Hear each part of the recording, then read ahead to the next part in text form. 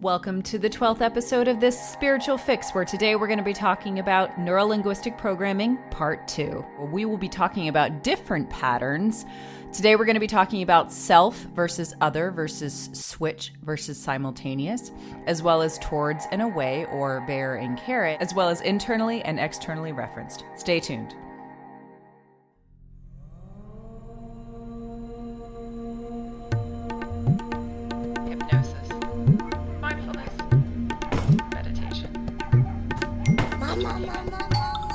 Past life regression. RTC. Spirituality.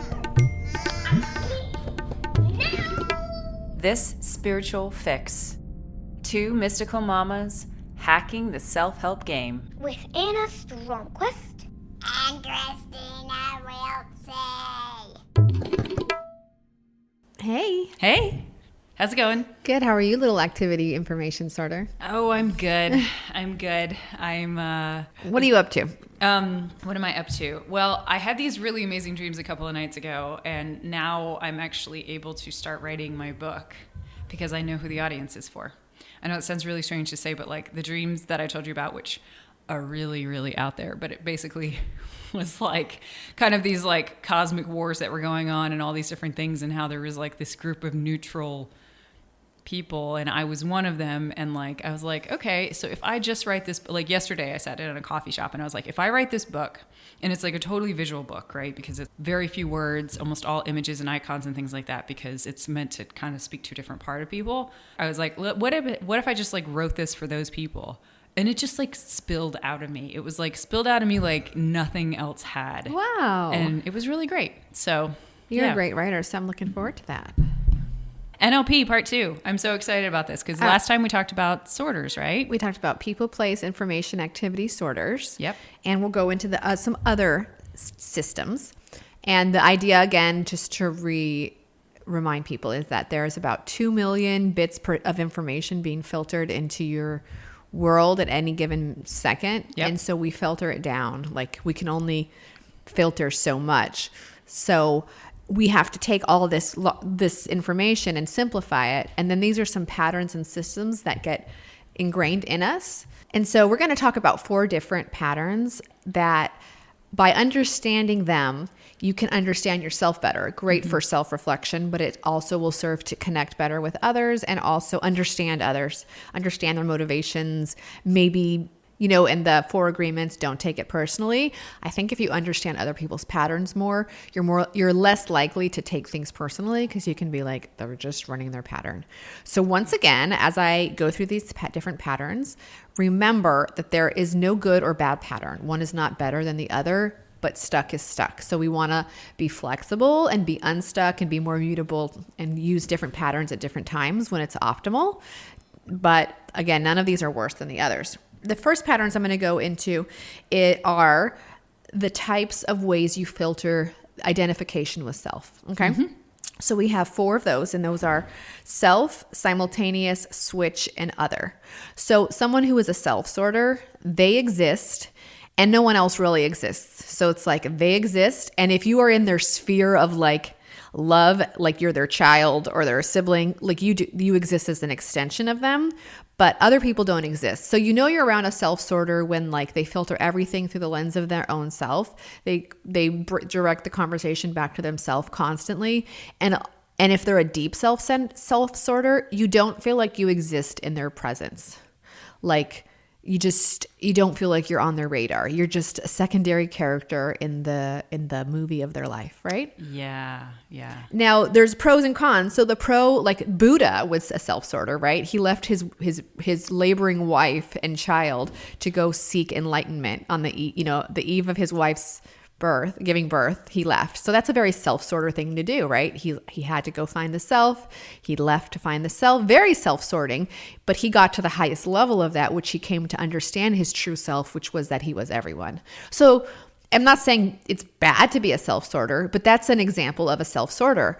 Like a pathological self-sorter would be a dictator, for example, who like their agenda is what's important and no one else does. And they're willing to kill people and imprison people for their beliefs as long as they're willing to step on others to get what they want. So that's like a pathological self-sorter. Yeah. And I've talked to my husband about this, and I will definitely do it after this episode.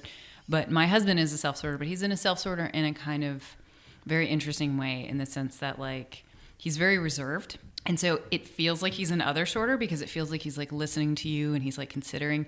He is totally listening, and he's an amazing listener, and he's kind of like, he's definitely on the lower spectrum of self-sorter in terms Yeah, he's of not like, stuck because you feel like you exist around him. exactly. But if you ask him, like so much of the actions that he does are because he thought that way. And I was like, well, did you even consider what like other people might think about this? He was like, no, because what I think about it is like, because he had done the research and he had done all that kind of stuff, which is what we talked about. He's an information sorter, and he's good at researching. And so for him, like if he makes a decision about it, that's all that matters. And it wouldn't matter if somebody else may have more experience or have a different opinion about it, because so he's like that weird, interesting thing where he feels like another sorter, but he's actually very potently a self-sorter. He's just not sharing it with other people. Mm-hmm. The other one on the other spectrum of self, like the total opposite, is the pattern called other, meaning that person doesn't exist. They only exist in reference to others. Mm-hmm. So here's a easy example would be someone who stays in an abusive relationship because their identity is tied up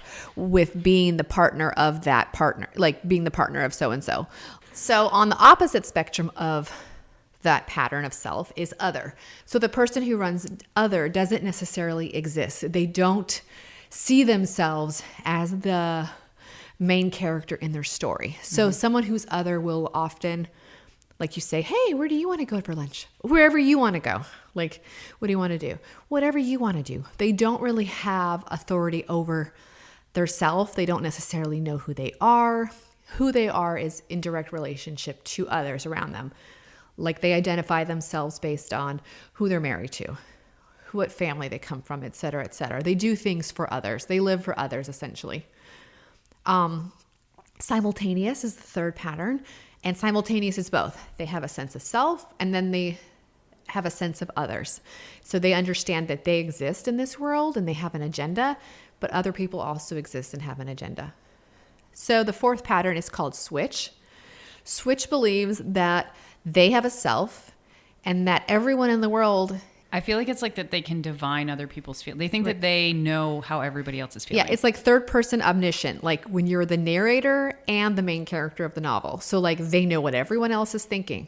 So a quintessential example of switch would be like, let's say you're having an argument with someone. They go, you don't mean this, you mean that. And you're like, no, I don't. I actually meant A. They're like, no, you meant B. Because they believe that they know more about you and your intentions than you do. Yep. You're so happy right now. You're so sad. Oh, you're so sad. I can tell. No, that you're you so are. depressed. You are. Yeah. Right. So I was going to give some examples of famous people that I believe like what their patterns run. Yeah. Okay. Yeah. So I was thinking like someone who runs self, for example, like a good example could be Kanye West. Because when I don't know him personally, but just from what I'm seeing is when he's being interviewed, etc., other people don't really exist or show up from him. Like when I think he like sabotaged Taylor Swift's award thing. Yeah. He just was not considering her feelings or the feelings of people watching him. It was just like his agenda, right? Yeah. He's also probably egomaniacal. I suppose there's probably like a lot of There's a lot of other things, but he might be a good example of self. Mm-hmm. An example of other. I can't really think of someone. Oprah. I think Oprah's switch. Or simultaneous. Maybe Jimmy Fallon. You know, I'm trying to think of a celebrity because like. Oh, that's a really good example of an other, right? Because he seems to be so concerned about how other people feel about him. Like when people are on his show, they are the star of his show. Like he is kind of just like in the background when he's interviewing people, that person really shows up and he kind of changes his behaviors to suit the guest. Yes. And the guest is the star of the show. Yes. Whereas I would say there were other hosts, Stephen Colbert and James Corden are examples of ones that don't run other. Like they are very much so like they're just like it's like two equals having a conversation. You know, right. like I think what's his name? James Corden. Yeah. I think he's simultaneous. My sense is like he exists and others exist. Yeah. That's my sense of him. And then the final example of switch being Oprah, simply because I feel like She exists, and she's really good at reading what other, like the thing about switch is it's not bad. Like, oh, they think they're mind readers. They're really good at foreseeing the needs of others and understanding others. And I feel like she gets that. Like she can see the intention behind others. And the thing about switch is they're good at their job. Like a switch is a great host. Like they know what you need. They can read you. They know what needs to happen before you do, because they can read your mind. You know, they're good at that, but they do get it wrong sometimes. And when they get it wrong, they don't always know that they get it wrong. But I would think Oprah might be a good example of switch. Yeah. No, I think you're right. I think she's on the good, like, because I assume there's pathological or stuck and not stuck. She seems like a flexible switch. Right. So is there like a same scale with these things as there are with disorders in terms of like you can get down to 0 and go into any of them? Or is it more like, since simultaneous already covers 2 of them? No, you can like shift with these patterns. I was going to talk about that. This is a great example. So I do run self. Okay. So I exist. So let me give you an example. I have a friend who had the same problem over and over and over again. And I'm self, so I usually run self. So when she's telling her problem, blah, blah, blah, I'm giving examples of how I have solved that problem, blah, blah, blah, blah, blah. Finally, I'm like, fuck it. I'm going to run switch. And I'm like, so-and-so, this is your problem and this is what you need to do. You know, like in that circumstance, it was appropriate for me to be authoritarian and read her mind and tell her what she needed. So I ran switch in that situation and it worked. Another example is if I'm with a patient who's very self-sorting. So self-sorters are very like, this isn't working for me. Like they have no problem airing their needs. Like they won't do things for others so much. They're like, this isn't working for me. And that's enough for them. So if you meet them on their level and you're like, hey, this isn't working for me, they respect it. They respect that because they understand it. Oh, that's very interesting. Wow. I didn't even realize that was the case. Yeah. Right.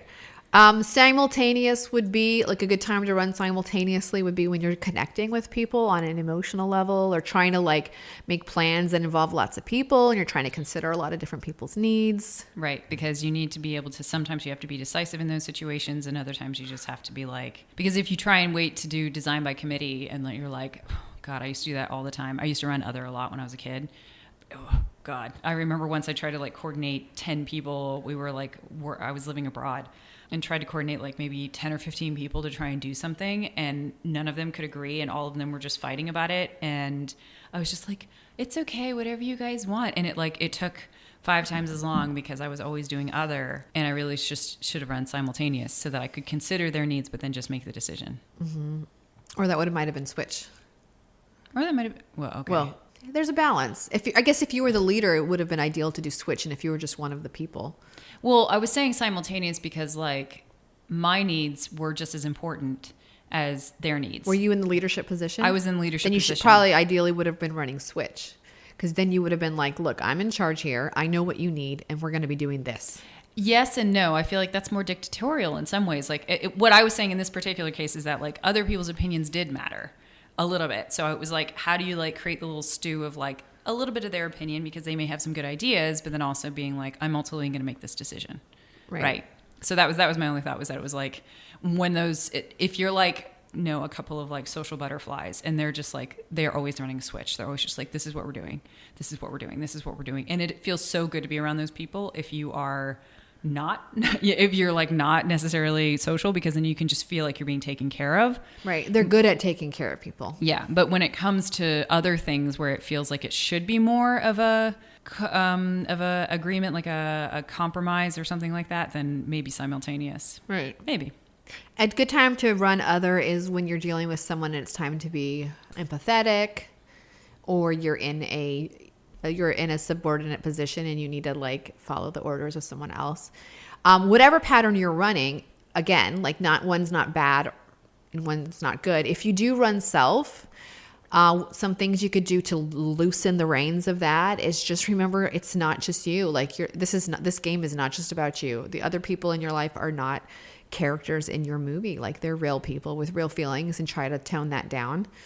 If you run switch, just remember that even the best surgeons make errors. Like there are going to be times when you're wrong about people. It's going to be seldom, but it's true. So if you're telling someone, you mean this, or I'm inferring this, and they're like, no, I'm not. Like that's not what this means. You need to be open to the fact that you might have gotten it wrong. Yeah.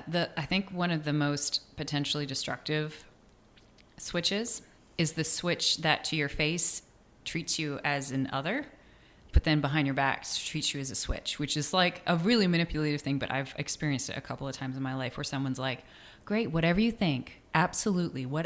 Yeah. Okay. That's your opinion. And then behind your back with someone who they trust in a different way, they'll be like, she does not actually think that. We're going to do this action now to help her because she doesn't know what she wants. So they're switch pretending to be other. They're switch pretending to be other. And I feel like that is like gossips and people who like have a tendency to just like talk a lot behind people's back and then take action as a result of it are like a particular type of switch that I feel like is really scary. I guess that's my own But personal switches are so experience, good but at yeah. reading people, so they know exactly what to say to you. Exactly.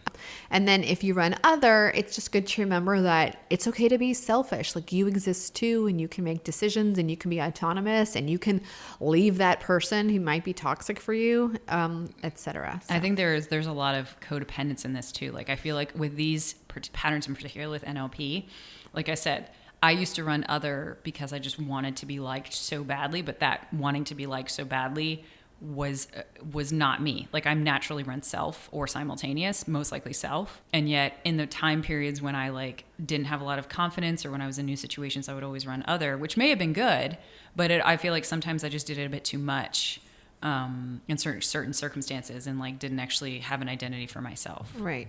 And if you're wondering what pattern you run, like just see how you interact with the world.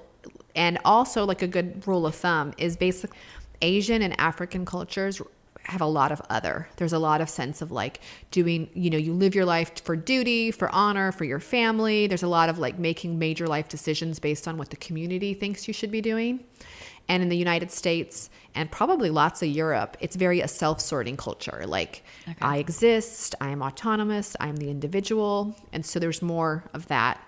I've noticed that in the United States, the majority of the people you'll meet are self-sorters. Yeah. And the majority of the people that I've met from Asia are like switch or other. I think it's interesting. In a lot of the different things, like especially human design, there's an evolution of the human. And I wonder if NLP, there is the allowance of the evolution of the human in the sense that like the United States used to be other sorter and like maybe more indigenous cultures are other sorters and more, if you're a Daniel Quinn fan, which he does a book, Ishmael, he talks about leavers and takers and about how our totalitarian culture that kind of takes over things just tends to be self-sorting, right? Because we don't care that we're destroying ecosystems. We don't care that we're doing all this kind of stuff. It's like this general thing that like in the evolution or devolution, whatever you want to say, of the human, that like Western culture is a lot more colonial. Right. Colonialism is like total self-sorting or switching. Yeah. I think it's great to know these patterns, one, so you can kind of get out of being stuck in them and be more flexible. It's also great when you're working with anyone, like if you're in any career or field that you work with other people, just knowing what their patterns are, you can take things less seriously. Like if you have a relative that constantly is telling you how you should be living your life, like running a switch, you can be like, you can more objectively say, that's their opinion. That's her pattern. Like her pattern is to think she knows what's better for me than I do. And that's not true. That's just her pattern. I'm not going to take it personally. Yeah. Or like I show up to this patient's house and they treat me like the help and like they don't even look at me and I don't exist. They're running deep self. I don't have to take that personally. That has nothing to do with my self-esteem or who I am as a person. They're just running deep self. So again, knowing these patterns, you can be a little more objective. And it's also with parenting, just to bring it back to parenting real quick, I definitely have found myself, now that you're talking about this, I've definitely found myself with my daughter in particular, because my daughter almost never eats. She's a breatharian that we joke, like she like eats off the sun and like a teaspoon of goat milk sort of thing. But I'm like, you are hungry. You are tired. You have to be a switch with her. Yeah, you have to be a switch sometimes, but at the same time, I feel like there's a key point in which you then have to stop that and be like, are you? But I feel like, yeah. Yeah, there's times you have to be a switch with a parent. You're hungry. You're tired. You need a nap, throw it in. All right, so the next pattern we're going to look at is motivation. So are you a carrot or a bear? So do you run towards the carrot, towards your goal, or are you running away from the bear? Are you running away from something that you don't want? I think that is a really great tool when you're working with people. Like if I understand if my patient is a carrot or a bear, like I can say, if they're a carrot, I can say, do this exercise because you're going to get more fit and you're going to be able to do this better and that better and this better, because they're motivated to go towards their goal. Now, if they're a bear, meaning they're running away from something, I can be like, well, you need to do this exercise because if you don't, your surgery might not work and you're going to have to do the surgery again. So I can play into like their fears they're running away from to get the same goal. So like you'll ultimately get the same behavior and outcome, but the motivation behind it can be different. And it's not a manipulation tool. It's just kind of like meeting them where they need it. Like I like to pretend that I'm carrot. Like I like to give the impression that I'm a goal setter and I chase after my dreams. But if we really analyze my intentions and my behavior, I'm running away. Like I'm avoiding suffering. I'm trying to get away from suffering and misery versus actually chasing my dreams. Yeah. Yeah. And I'm the same way because, when I take supplements is a great example. Like when I take supplements, I'm always just like, I don't do it to feel better every day. I do it to actually not feel bad. To not feel bad. Right. That's a great example. So then again, knowing what your motivation style is and, trying to loosen that pattern if it's deep, and then recognizing what it is in others to help motivate people. I think one of the a good example too is that what you might find with some towards and away people or carrot or bear people is that people who are very towards usually don't like to say goodbye is a great example. Oh, wow. Right? Like, because they don't want to look at what they're going away from. They only want to look what they're towards. Right. So that's like a good example. Whereas people who are, more bear and less carrot will maybe be towards like always wanting to say goodbye and like prolonging goodbyes and doing stuff like that and not tending to even think about what they're going into before they do it. Like I'm a great example of that. Like I'm leaving Atlanta and I literally have not thought about what I'm just here. Like I'm here. I'm not thinking about what I'm going towards. I'm just thinking about what I'm leaving. Right. All right. The third pattern we're talking about now is external versus internally referenced. So this means who is defining who you are in your world? Are you internally referenced or externally referenced? So for example, your husband who is self but appears to be other, it could possibly be that he's so externally referenced that meaning he needs the opinion of others or the validation of others helps define who he is. And I actually don't think this might be true for your husband, but it could be that when someone is externally referenced, they appear to be other even if they're not. Mm-hmm. So you have externally referenced, meaning like you base your decisions on what the world will view you as or what you want others to see you as. And internally referenced is like, this is my truth. And like, I don't care what you think. This is me and this is what I'm going to do. And ultimately, I make the end decision about my value. So what's the difference between that and self and other? So I'm going to give an example. So someone who is self and external would be like Donald Trump, for example. He has his own agenda. He exists. Other people may or may not exist to him, but he very much needs the appreciation of others. Like he wants to be loved and admired by others. Whether or not they actually exist for him is a different story, but he needs and wants their external validation, right? Okay. And then you have someone who's self and internally referenced. That is a hermit. Like the extreme example of that would be a hermit who is like, I exist and others don't. And I'm going to go live in a cave for the rest of my life because I don't really give a care. I don't care what anyone else thinks. Yep. So that's like so I am self and I have been pretty external, I think most of my life. Yep. But in the last 3 years, I've become more internally referenced. And that's like part of me growing up, I think, is like shifting the emphasis on like, what do I really want? Who is the end judge actually at the end of the day? It's me. So I'm loosening my grasp on being externally referenced, right? Yep. And I would agree. I think I'm similar. Yeah. There are people, for example, like Lady Gaga I don't know these people, so I'm just kind of talking about what my observations are. I might be totally wrong when I say it, but Lady Gaga looks like someone who's internally referenced. Like she dresses very uniquely because she's honoring her internal self, but she's actually externally referenced. She's doing it for the results she's going to get from the outside. So that's an example of like external appearing to be internal. And you have opposites. Like you'll have people who are externally referenced pretending to be internally referenced. Like, I don't care what anyone else says, but they do. Yeah. And I think I would probably go on those lines. Though it is interesting because like when you say reference, at first I thought you meant, because I feel like I'm not familiar with this part of NLP, but it's like, I thought you meant like, where do you get your information? Like, do you trust information that comes from the outside, or do you trust it from where it comes from inside? And like, in some ways, it's more like what is the mirror you're using? Are you holding a mirror that when you look through the mirror, you're looking at yourself right back? That's internally. Or when you hold the mirror, you're looking at the audience. Yeah. Yeah. No, that's a really good way of describing it. That makes a lot of sense. Yeah. And it starts to get, people are so unique and complicated. Like when you have someone who is other, but they're internally referenced, or they're other and externally referenced. Like you get all these different, there's a whole smorgasbord of possibilities. So it's really, really fascinating to see them play out in people. Cool. Yeah. Okay. Then the last one we're going to talk about is passive and active. So this one means, are you a passive participant in the world, or are you active force on the world? And so another way you could say it maybe is feminine and masculine. So like the passive, if you run passive, it's like the world is happening to you. Mm-hmm. Like you don't necessarily go out and look for your dream career. It just kind of like falls in your lap. You don't actively look for like your spouse. It's like the person who kind of like showed up on your path and it worked out. You weren't like actively seeking anything. There's power in being passive, like letting the universe bring you whatever. But there's also like some motivation issues with passive as well, I think. You're not making your mark on the world, so to speak. You're just going with the flow. So says an active person.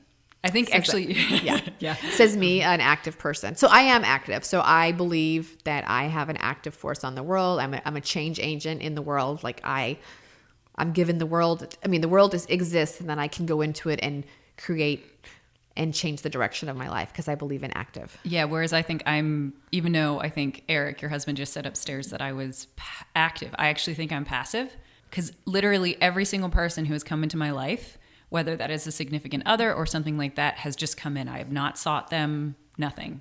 Like not pursued. Yeah. Not pursued them, not any job that I've gotten. I think the job I have right now, I did pursue, but every single job, every promotion I got within that job, like it was pretty rare that I did it. I think I run both, but I think predominantly I'm passive. My husband is passive, but that's because he's, I think I've said this before, but that he's a recovering alcoholic now for 14 years or something like that. And so he's like, he recognizes that he can't control anything. And therefore he may have been passive. I think he's been passive his whole life, but I think that it really became almost a spiritual practice when he went into that experience of like divine passivity. Divine passivity. Well, I mean, because surrender. I mean, that's what we've talked about, right? Is this idea of like acceptance and gratitude for what is, like in some ways. And you could see passive as like, I don't know. We've had this conversation back and forth, like a person who can accepts and control, accepts and doesn't want to control anything can still be active. They don't necessarily have to be passive. Right. And I think like for me, I've noticed that when I'm in a dark place, I become passive. Like I'm active. And then like, let's say this shit hits the fan or I'm overwhelmed, I'm suddenly fall into passive. Oh, the world is so hard to me. The world is doing this to me. And I lose my sense of action. Yep. And so that's just something I need to be aware of, like that I run that, that pattern. And I do the opposite, because I was just thinking about my job, like that same thing about like, oh, all the promotions have come to me and all this stuff just happens. Like everybody's just offered me jobs. And I know it's, again, yeah, pretentious bitch, I get that. Or privileged, I'll just say privileged.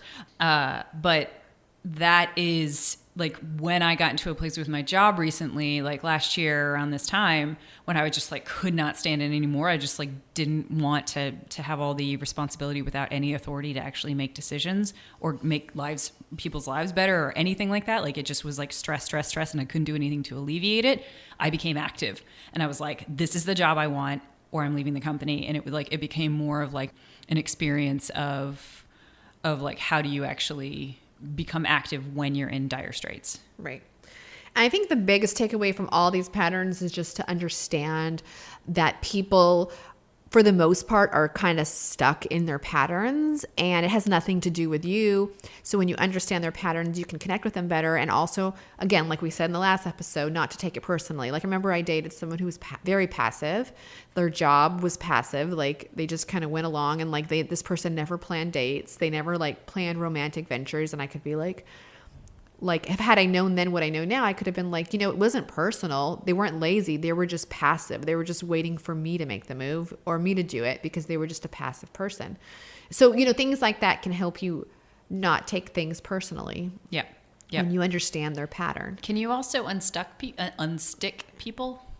I don't know if we have the power to change. Okay, that's a whole nother episode probably. Do we have the power to change others Right. or not? We can influence our children, surely, right? We can see their patterns and try to encourage them to run other patterns. Yeah. If you're with someone who's really stuck, I'm not sure. You can meet them where they are. Like if someone is playing Switch on you, you can play Switch on them and see what happens. I mean, honestly, it's interesting you say that because like one of there's an amazing book about a family who basically met their autistic child who was like not a functional like autistic child, like met them where they were, right? So like met them in their stuck pattern. If you wanted to see, I mean, I know autism is a lot more than that, but like, and now they're like a successful surgeon and they have this whole system in which they can teach people how to meet their child where they are and thus be able to get them out of and pull them basically. And then like desensitize, take baby steps out of it. Yeah, exactly. And also it's funny you say that about can you change others, because actually you go even further out and the predominant message that I feel like we get in media is that you can't even change yourself. Like I remember there's this line in Frozen and it's like the trolls, we're not asking you to change him because people don't really change. Yeah. Right. And you're just like, dude, seriously? Are you like saying that I can't change? Like everybody can change. Everybody. Sorry, that's just my statement. Like I'm switching. Everyone can change, but can we change others? I don't know. And what's your motivation for changing them? Exactly. I say meet them where they are. I know when I'm dealing with a stubborn self-sorter, I meet them at deep self and it works. If I'm working with a switch, I play Switch right back on them. It works. Yeah. Other and simultaneous, it's not really, there's not much conflict there. Yeah. Well, other than the fact that people need to speak up for themselves and kind of like recognize their own identity, right? Not simultaneous seems like the best. If there was like a best pattern. So, I have a brother that runs simultaneous and he's pretty dang awesome. So when you have all of these different things, I know I get really confused by all the different patterns that people can run and like, how do you prioritize them? Like, how do you make it so that people can actually like, do this? Because I mean, you can go and study. I think I was in the middle of taking an NLP course that was like 50 hours, and that's like nothing compared to what you can get into with NLP. You're looking at me like I'm crazy. No, I'm looking at you like there's just so much. It's so vast. It's such a vast, it's just a vast field.